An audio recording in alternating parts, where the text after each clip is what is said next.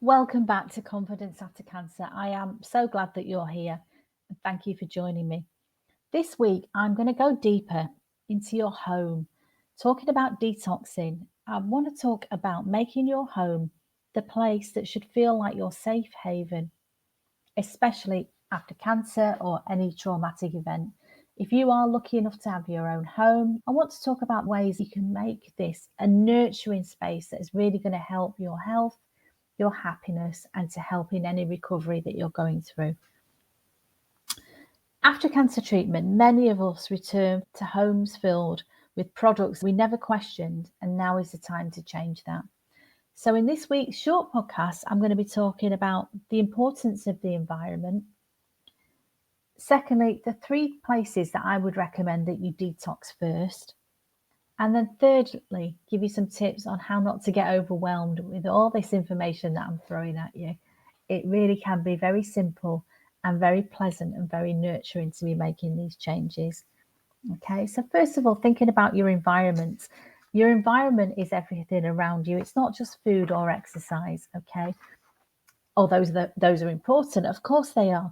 But think about your environment as being the quality of the air that you breathe, the fabrics that you wear, the fabrics that you may sleep on in your bed, your soaps. All of these things can affect your healing. You deserve a space that supports your recovery. I've shared my house for many years with my husband. I'm very blessed. And at the time when I had sons living at home as well, they've grown up and moved out now. I always made my bedroom my sanctuary. The rest of my house might sometimes have been in disarray, but my bedroom was always a place that I wanted to be my sanctuary, always clean, always tidy and uncluttered, and somewhere where I could go to relax and to rejuvenate, because that's what your bedrooms should be for, to rejuvenate, to help in your deep sleep that's going to replenish you every night. So I've talked before about the importance of not having anything in your bedroom that might agitate you, anything that might upset you. Please don't keep any work-related things in your bedroom if you don't need to. Very important that your bedroom is a nurturing space to help in your healing and recovery. I'm going to talk next about the 3 places I would recommend to detox first.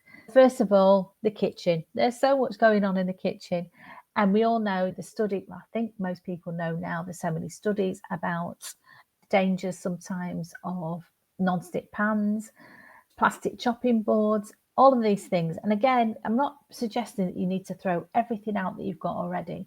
When you replace something, make a conscious choice to think, could I replace this with something less harmful to my health? Everything around us is either helping or harming our health, but we can make choices. That's the great thing about this. We can make empowered choices. In the kitchen, one of the things I might mention to you is swapping your cling film, if you use that, for beeswax wraps. And that's a very simple thing to do. They're cheap, they're readily available now. These beeswax wraps you can get in nearly every shop now. Think about cling film. You don't want to be wrapping your healthy food into something that's made of plastics that may leach into your food. And again, I don't say this to scare you, I say this to empower you. Think about making some healthy choices. I talked in the last podcast about swapping your plastic containers for glass ones. Glass is much more safe and better for you than any plastics. The dangers of plastics, there's a lot of studies about them, and we're only just beginning to understand the dangers of plastics. But if you can avoid them, great. If you can't, I'm not saying you have to live in a bubble. I'm saying this is real life. Think about the choices that you're making. When you go shopping, where are you spending your money? Okay, the second place that I would say about detoxing is your bathroom or bathroom, depending on where you're from. So think about all the personal care products that we keep in our bathrooms. Think about ditching parabens and sulfates in shampoo, body wash and toothpaste.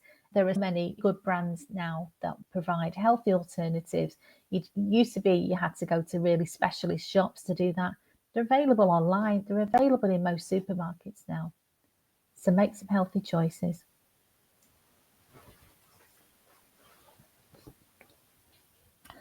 The third place that I would ask you to detox in your home, if you're lucky enough to have a separate laundry room, where you do your laundry is often the most overlooked place to be making some changes. And fragrance-loaded detergents can irritate your skin, your lungs, and your hormones, depending on what's in them. Now, I'm currently testing a beautiful plant-based laundry brand, and I'm going to be sharing more about this in the future because I just absolutely love it. It's beautiful products that smell absolutely gorgeous. The last thing I just want to say to you is when I'm talking about all these changes, and it's not just been this podcast, I've been doing a few of these podcasts about detoxing and making changes. I'm not suggesting you need to chuck out everything in your life. That is extreme. But take your time. Choose one zone. It could be your makeup bag if you wear makeup, or think about your toiletries bag what toiletries you use, and not throwing everything away that you've maybe spent a lot of money on. But as things wear out or need to be replaced, think about replacing them with healthy alternatives. Try a new brand. A lot of brands now as well have money back guarantees, especially if you buy them online. So there's no harm in trying something that may be better for you. I really want you to ask yourself when you buy something or you use something, especially onto your skin. Remember, I said your skin is the body's largest organ, and what you put onto your skin ends up in your bloodstream. But just ask yourself when you put something on your skin, is this helping or is it harming my recovery? This is not to spread fear. I want for you, my love, is for you to feel empowered and you are making choices every day that your future self is going to thank you for. How wonderful is that? So remember, there's so much going on in the world, and I can get quite despondent sometimes about so much that we can't control. Certainly with a cancer diagnosis, I felt for so long completely out of control. I was just following blindly and to the letter everything my doctors were saying. They were the experts.